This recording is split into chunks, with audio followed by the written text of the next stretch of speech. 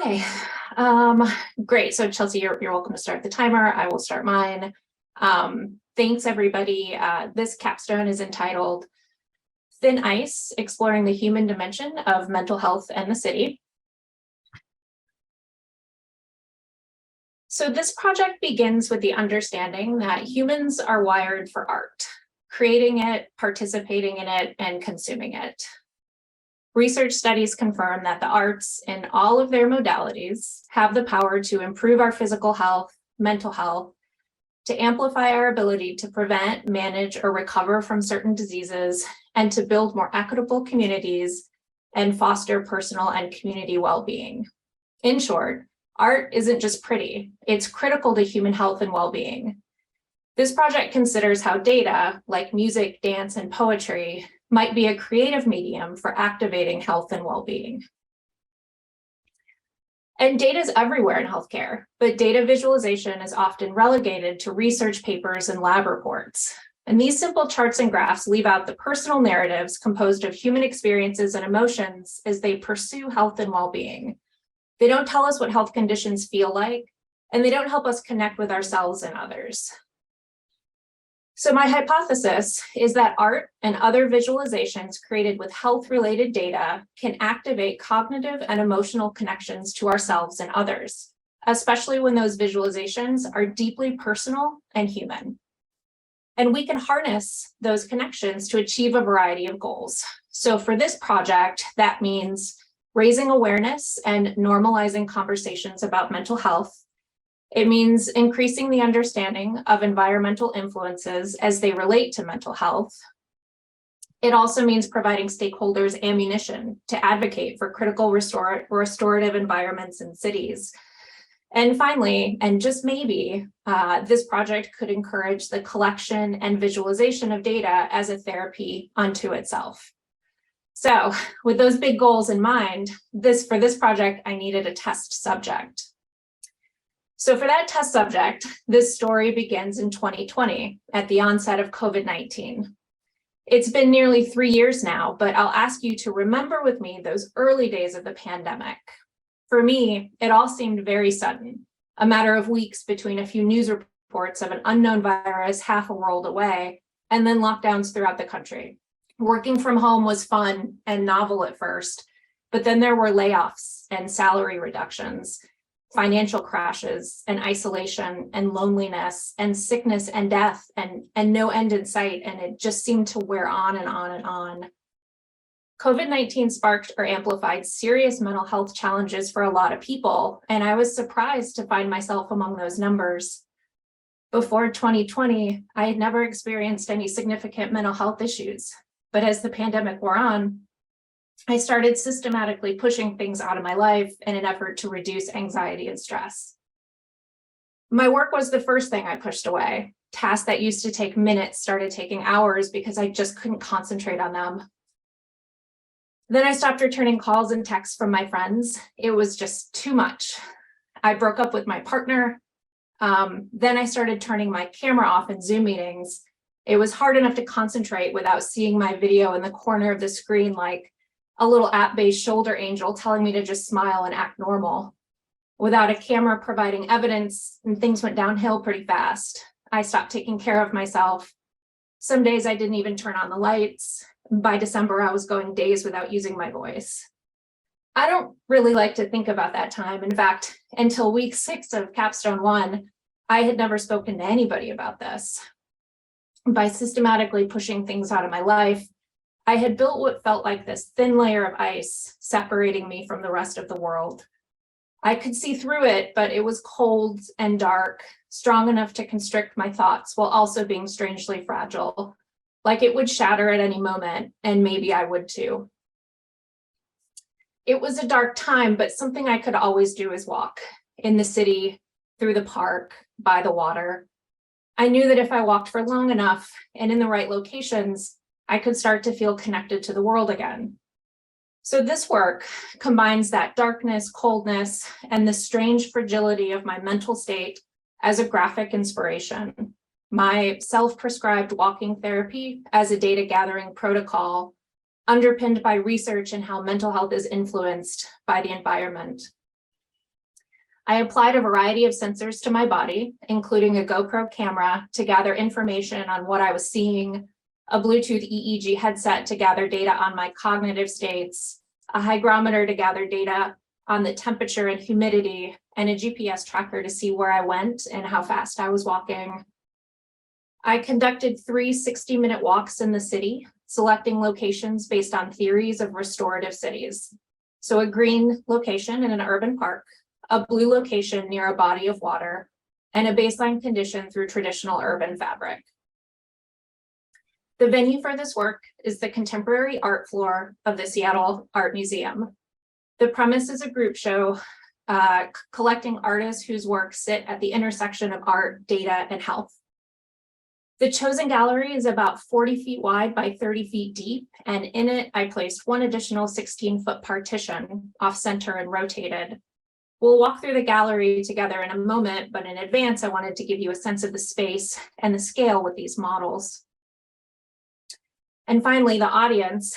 The show is curated for 2 primary audiences: clinical researchers who may have more starting knowledge of how the environment influences mental health, but less comfort with art as a medium for communication, and architects, planners, and designers who may be a bit more comfortable in the museum, but would need more educational support with current thinking and research about environmental influences.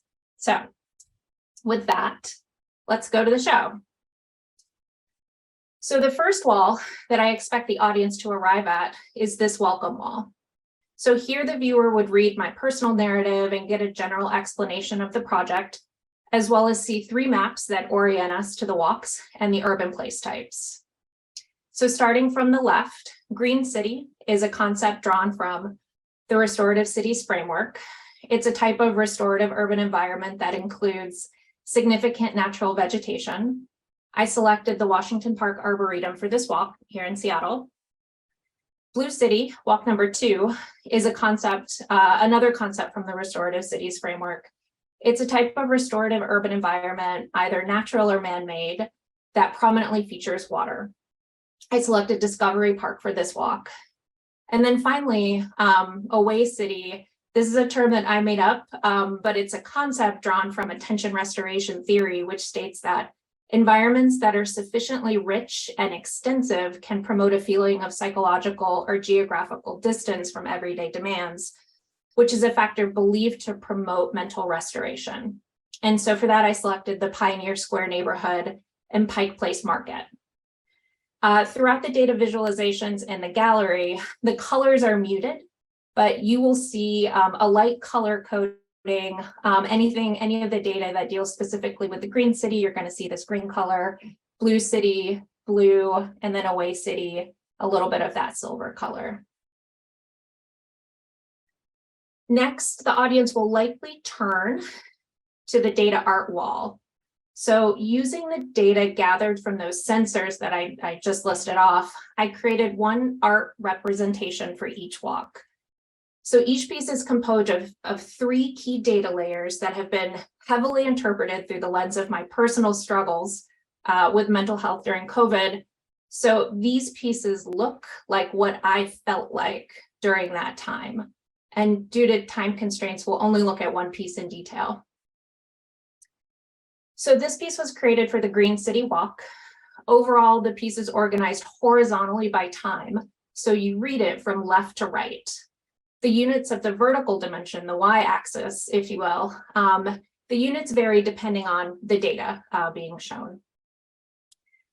The 3 data layers are roughly organized from top to bottom. So the first layer at the top, it looks a little bit like clouds. It's a raster plot created with data related to the visual complexity of the environment. So the higher up on the canvas and the brighter of the white color, that means there was more visual complexity in the environment. The second data layer that you're seeing moving downwards in the composition are these larger lightning-like shapes. This portion uses data related to cognitive state, so that EEG sensor that I mentioned. The EEG device gathers data on 6 different cognitive states, and for the purposes of this project, I grouped stress and focus as less beneficial and you can see those in the brighter white color. And then the other 4, engagement, excitement, relaxation, and interest, are grouped together as more beneficial in the light gray color.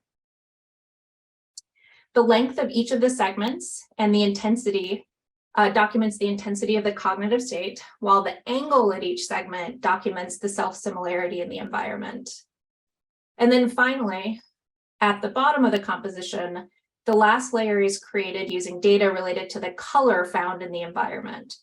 So an image was pulled from my GoPro video for every 10 seconds of the walk, and the 6 most frequent colors in those images create these smaller color bursts. The length of each of the spokes documents how much of that color is found in the image. The angle is the color saturation in the image. And then the Y location, the vertical location on the campus, is actually my walking speed. So where the burst is located a little higher on the canvas, that means I was walking a little more quickly.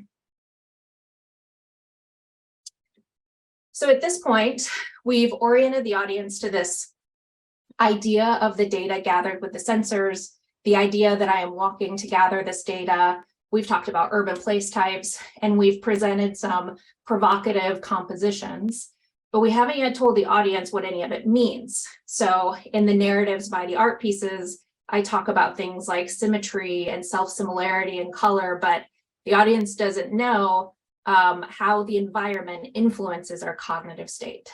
So the thinking behind the curation here is that the artwork should inspire some curiosity, at least enough to get us around the corner where we'll find the environmental influences wall. So the narrative at the left on this wall introduces the idea that urban environments can have a broad effect on people's minds, bodies, and behavior. Particular environments can reduce stress, improve altruism, and increase social activities, or they can do the exact opposite. My sensors gathered 4 independent variables related to the environmental influence of self-similarity, complexity, focality, and color. And because we only have 20 minutes, I'm just going to pick 2 of these to look at more closely. So the first one is complexity, which refers generally to the number of independently perceived elements in a scene. So you would say an environment has high complexity if it has large numbers of elements that are dissimilar to each other. So complexity is measured on a scale of 0 to 1, with 0 being the lowest possible score. And the examples here show what an environment with mid-range complexity looks like on the left versus an environment with higher visual complexity on the right. Research consistently indicates that humans have a high preference for environments with moderate levels of complexity, and a low preference for environments with either very low or very high complexity. So this data viz for complexity, using data gathered along the walks, is both radially and concentrically organized. The inner ring documents the green city walk, and then moving outwards, the blue city walk, and then finally the away city walk. The white spikes in all of the rings indicate an environment with complexity that is either too high or too low for human preference. The colored spikes, green on the inside, blue on the second row, and black on this outer row, they indicate that Goldilocks environment of mid-range complexity. Here we can see the individual walks separately. So generally speaking, the Blue City Walk at Discovery Park provided the most opportunity for the mid-range complexity over the Green City Walk, which is mostly a forested environment, or the Away City, which was a dense urban environment. And then the next one is color, or more specifically, hue.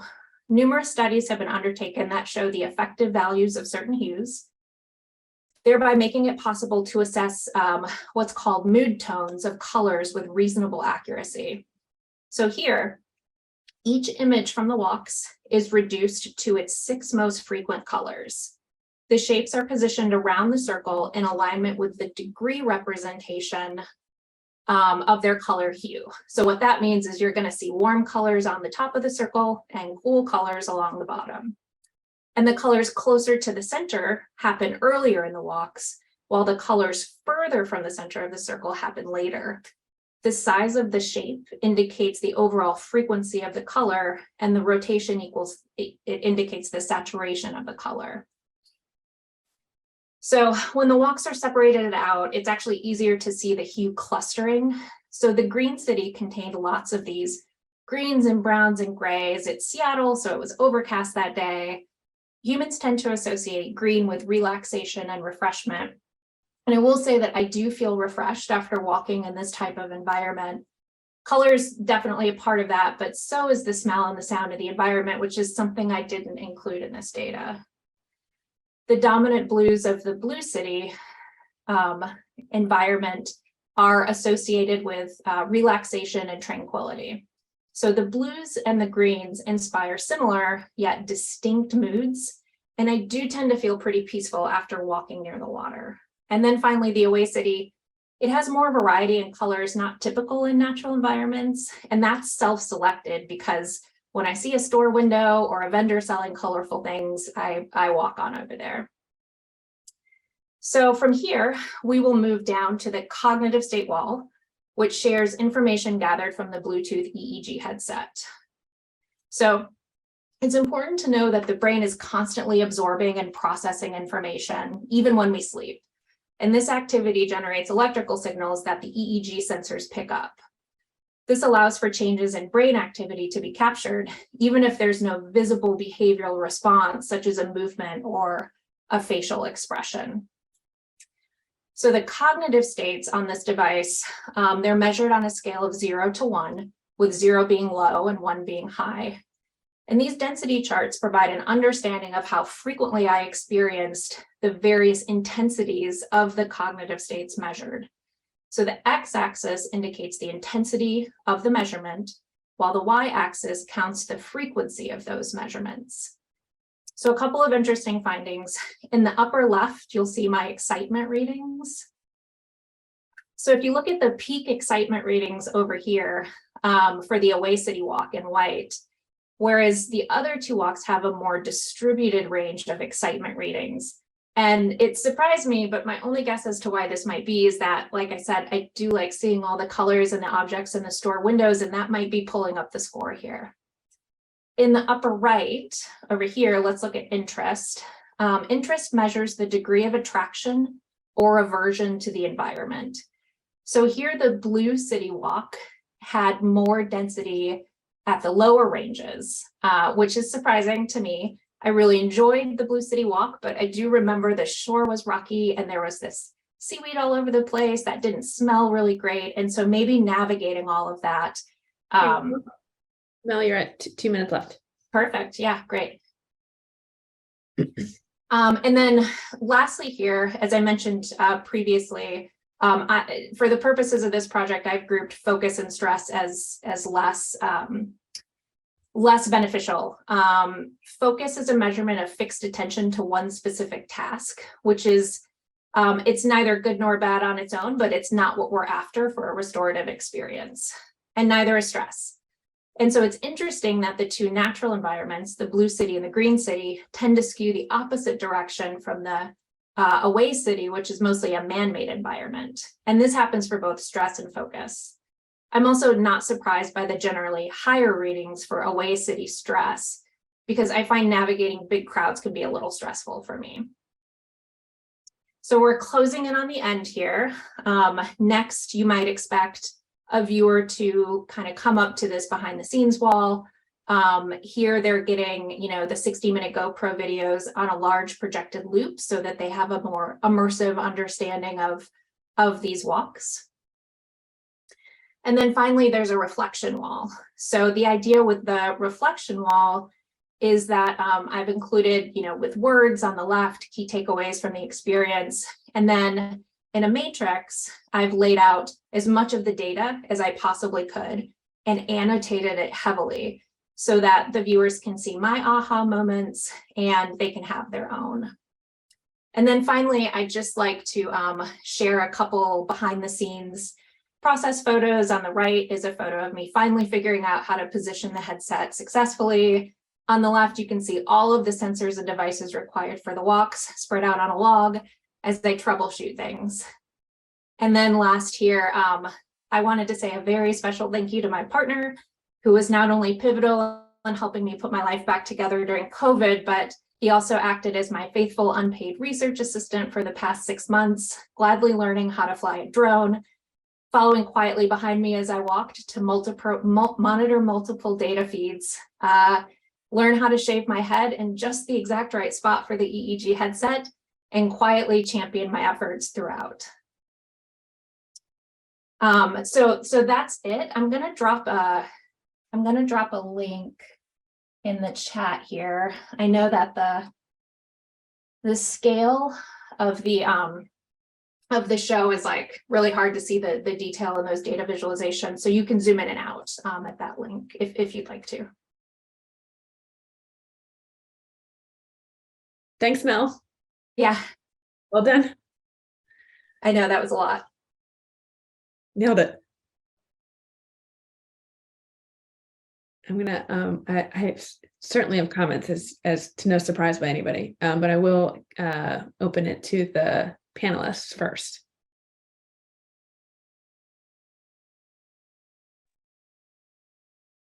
Yeah, I think this is a really beautiful display of combining a really, personal story and sharing that, and really, I don't know, really well reflects the, I don't know, like the sensitivity and the artistic value and sort of the emotions that you were feeling, and really puts something very personal into something very artistic, but also in a way that really creatively integrates the data into it. So I think, props to you on figuring out a way to make data into something that is accurate, but also something that is very artistic. And I think that was a very successful way to tell your story in a way that is very detailed in a way. And I think you found out a really good way to break down that detail in a way where you can sort of see it displayed from a high level, but also you provided that detailed information. I think that sort of narration of zooming in and out worked really well in the way you presented it. Thanks. Is this link that you've provided, would this be like a museum takeaway? Yeah, I mean, that is kind of the general idea. I didn't put this together until yesterday. Mitch kind of encouraged me to put something together where you guys could zoom in and out if you want to. The scale of a gallery and trying to present that back to people on a small screen has been a challenge throughout the whole project. Not a bad, I mean, a good challenge, but yeah. I'll just mention, I love this. Good. You put this whole thing together yesterday, this book? Yeah, but Oh my God. yeah. It's really nice. And there's elements in here. I encourage everyone to take a look at this book. There's some pages here where you've got, looks like screenshots or like maybe like those color snapshots next to the walks. Those are absolutely beautiful. I didn't have time to talk about those. So what I did is I took a still image for every 60 seconds, I think, for the entire 60-minute walk, and then I put them into Photoshop and laid transparency over them. So I call them in my head like a video smash or a video collapse. So it's like one picture for the whole 60 minutes. Oh, well, those are beautiful. And anyway, that's just an aside. Just seeing them now, I'm like, these are absolutely I didn't gorgeous. even have time to talk about them, really. Yeah. Very pretty. So one of the things I want to call out is how fantastic this speaks to its audience. Absolutely perfect speaking to the audience. Of course, the presentation in the 3D model of the gallery is great, puts us right there, and we can kind of live through that experience. But I love that there's plenty of opportunity for an audience to go learn what they need to know. Everything it invites questions and then it gives answers. I also am very happy to see you trusting your audience as well. The data art that's happening on that wall is extremely beautiful. And extremely confusing, especially if you go in, it's you're not going to get much insight other than that feeling. What those are doing very successfully is imparting that a feeling and emotion onto the viewer. Like great abstract art does. They're really wonderful, and I like the legends that are below it. But they don't go too far. They're trusting the audience to have that experience and then continuing through the rest of the gallery to get the information they need. I think this is dynamite speaking to your audience, like dynamite consideration of your audience. Really well done. For me, I mean, the visualizations are absolutely gorgeous. Very, very beautiful work here. But I just want to mostly highlight that your attention to your audience and to the viewer who's going to come see this is what is really a highlight for me here. It's very well considered, very well put together. It's great work. Well done. Thank you. I agree. I want to thank you for sharing your vulnerability with us. Yeah. I mean, obviously we all went through COVID, and you opening up about your own experience. I mean, thanks for trusting us. And like, it's beautiful. I live in Bellingham, so I'm not too far from you. Oh, And good. Yeah. I used to live in Seattle. And I think mental health tied to your environment and being sort of, soothed, alleviated, improved by your environment, and getting out there and engaging. I mean, you're telling that story in this really interesting way. I love that part of it. And I love that lightning graph. When you showed that opening slide, I thought it was just lightning. And then you described all of the data behind it, the clouds, all of that. And that's fascinating to me. Your data viz is just amazing. I've never seen anything like that. Yeah, I love this. Yeah, this may be the most data art leaning capstone I've seen. I've seen a lot of capstones in this program, and this one definitely heavily leans into the data art range, which I think takes a lot of courage. It's really impressive. Yeah, thanks. I was a little nervous. But it's an art school, right? So Yeah, right. yeah, when in Rome. Yeah. Do whatever you want. Yeah. Sorry. One more thing I'll call out. Thanks for providing the link to this book. This is great. 'Cause now I can get all these great books. I especially like these complexity radials and the ones where they're split up. I enjoy the one where they're all together too, but Mhm. where you've got them sort of on top of each other. It's really fascinating. Blue City and Green City. Yeah, just like the difference there. That's a really engaging one for me. Yeah. Nice. Mel, I've been lucky enough to watch this process on the sidelines. Yeah. You're a big part of this, Chelsea. No, I'm not. You are. No, I mean, I said, I didn't really I knew I wanted to do something about mental health in the city, but it didn't occur to me that I would be sharing my own story. And it was really hard to go through all of that. But yeah, thank you for the encouragement. Yeah. And it really came through. I think out of, you made every decision right. But I think the biggest decision, or the best one, was deciding to put this into a museum. Mhm. That this is the type of work that you want people to stop and look at for a while. And what's great about an exhibit is you can market an exhibit, you can have, posters to get people in the door. But the way that I really like how you paid attention to the user experience. You walked us through the fact that it was a square and it had a piece in the middle, and there was a logical way to go around it. But in the event that you have people that don't pay attention, they're still going to get the full story. Like they go the other way. So I just, I know you were playing around with a few different mediums, and I really think this is the best one for what you've created. And I there's been a couple comments in the chat. This is ready to submit. This is, and I really hope that you pursue some of this, because I will fly to Seattle to come. I would love that. Come see me and Sarah and Alicia. Yeah. Is this a real show, a real call for entries? No, it's a real space. I felt like I was kind of dabbling around until I picked a real gallery to design to. So that's why it was Seattle. Submit it. Best case scenario, they say, yeah, let's have a show. Yeah. Nothing to lose. Yeah. Submit it. And I do like that you introduced it as a larger show with other artists too. Yes. I thought that was really smart. You thought about other contributors in this space. Mm-hmm. And I do agree with Corey that it moved over to data art, which I think is really cool because data art can be really technical and really abstruse.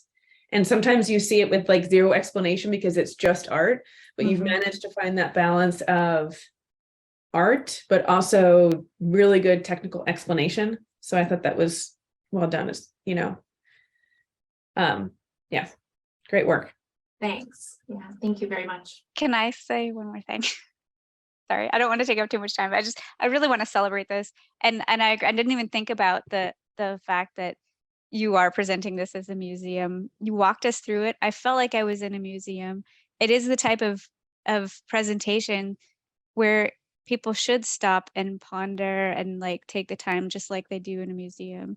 And you put it's data collected from your body and your experience, but that I don't know, I just love it. It doesn't, a lot of times that's a risk because it can look selfish. It can look, this is about me, but this was more like, this didn't do that at all. This is more like, hey, I'm sharing this personal information with you. And, you know, everybody went through COVID. So it's like, I feel not alone, you know, looking at this beautiful presentation of your experience. Great. Thank you so much. Awesome.